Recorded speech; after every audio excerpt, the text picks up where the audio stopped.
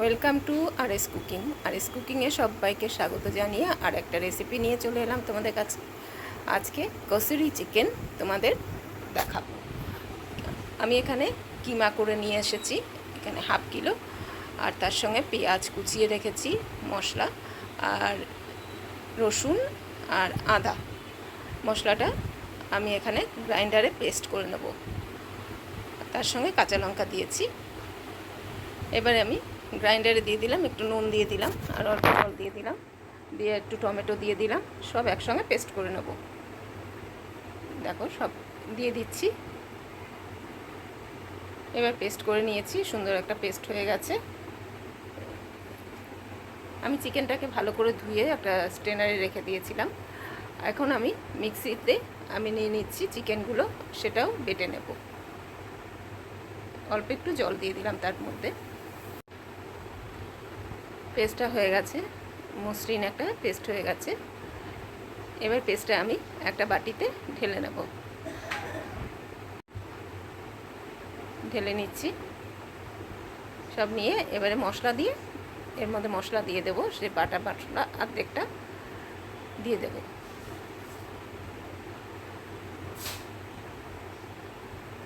দু চামচের মতো দিয়ে দিলাম, বড় চামচে দিয়ে এবার সুন্দর করে এটা মেখে নিতে হবে।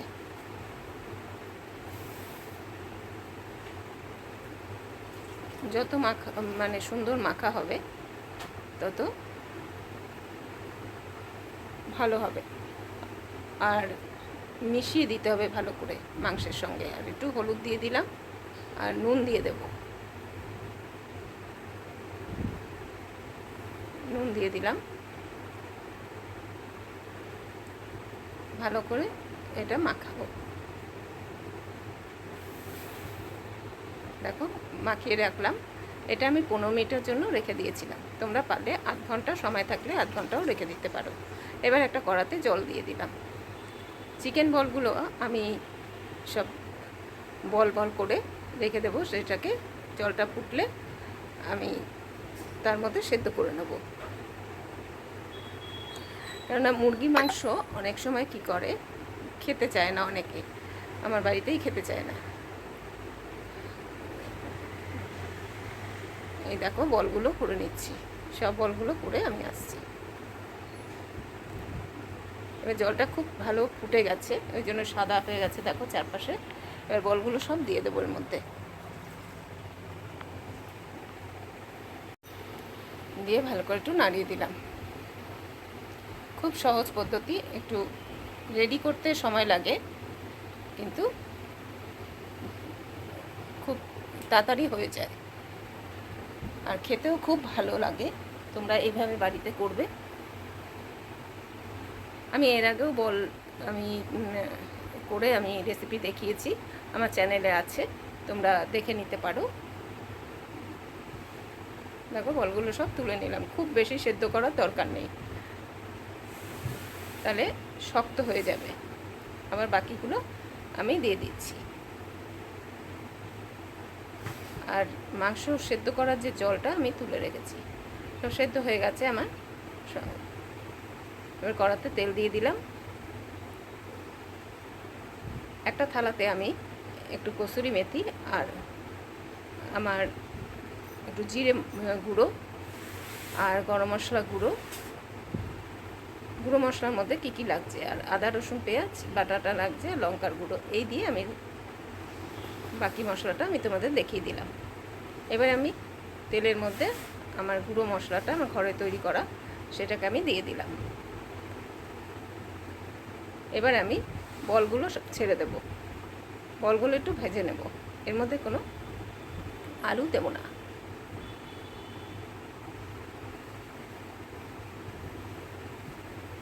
সুন্দর করে ভাজা হবে, ব্রাউন কালারের, হালকা ব্রাউন হবে, বেশি ভাজার দরকার নেই, বেশি ভাজলে পরে তাহলে শক্ত হয়ে যাবে। এই রেসিপিটা ছোট থেকে বড় সবাই ভালোবাসে। দেখো পেঁয়াজ রসুন বাটাটা আমি দিয়ে দিলাম 3 চামচ, আর এবারে লঙ্কার গুঁড়ো দিয়ে দিচ্ছি, আর একটু হলুদ দিয়ে দিলাম।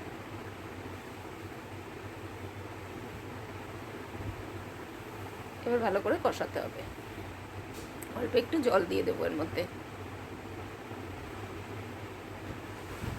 জল না দিলে ধরে যাবে মশলাটা। সুন্দর করে কষাতে হবে, যত কষাবে তত টেস্ট হবে। এইভাবে অল্প অল্প জল দিয়ে দিয়ে কষিয়ে নিতে হবে।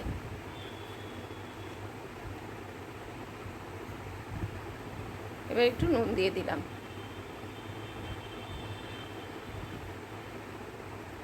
স্বাদ মতো নুন দিয়ে দেবে।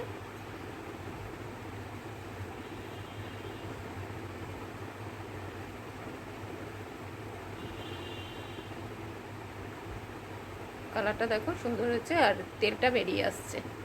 আবার একটু জল দিলাম, জল দিয়ে দিয়ে এরকম একদম স্টিমটা কমিয়ে দেবে, দিয়ে আমি কষিয়েছি। ফ্লেম বাড়ালে পরে তাহলে কষানোটা ভালো হবে না।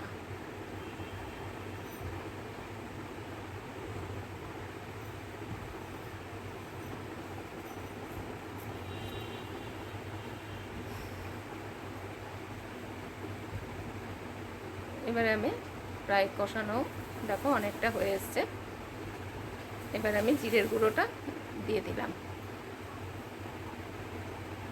কসুরি মেথিটা কখন দেব সেটা তোমরা দেখতে থাকো, স্কিপ করো না কেউ, তাহলে বুঝতে পারবে না কখন কোনটা দিচ্ছি।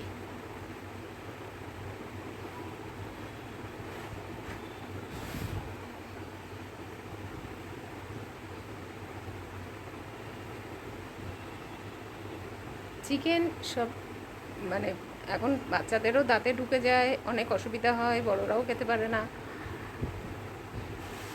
দেখো আবার একটু জল দিলাম, আবার কষাচ্ছি। রান্না হচ্ছে ধৈর্যের জিনিস। যত ধৈর্য ধরে রান্না করবে তত রান্না টেস্ট বাড়বে। আবার তেল ছেড়ে এসছে।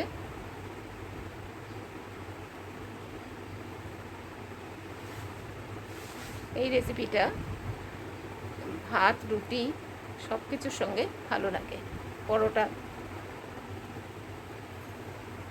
তোমরা একবার বাড়িতে করে দেখো, আর করে কীরকম খেলে সেটা একটু আমায় কমেন্টে জানিও।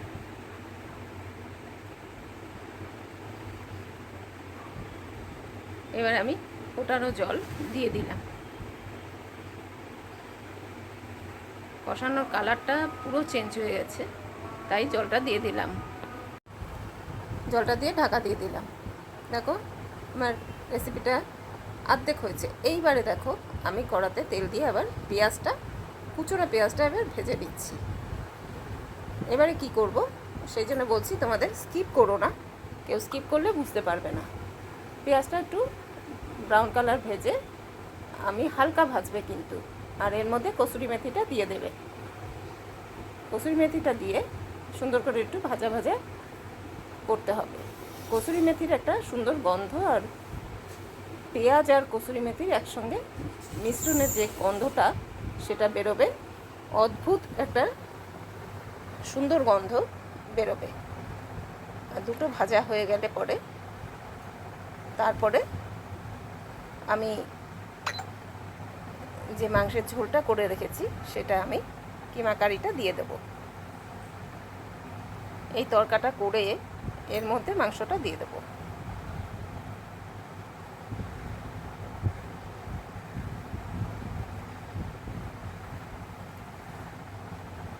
এই দিয়ে দিলাম। এইভাবে তোমরা করে খাবে, অদ্ভুত টেস্ট এই রেসিপিটার। এই রেসিপিটা আমার সম্পূর্ণ নিজস্ব রান্না।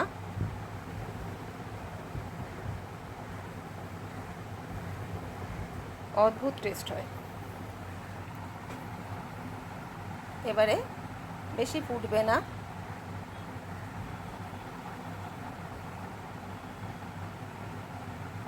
কেন ফোটানোই ছিল। আমার হয়ে গেছে, এবার নামিয়ে নেব, আর বেশি ফোটানবো না।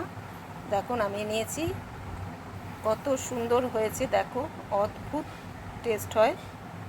এইভাবে তোমরা করে খাবে। এবার একটা বাটিতে আমি ঢেলে নিচ্ছি।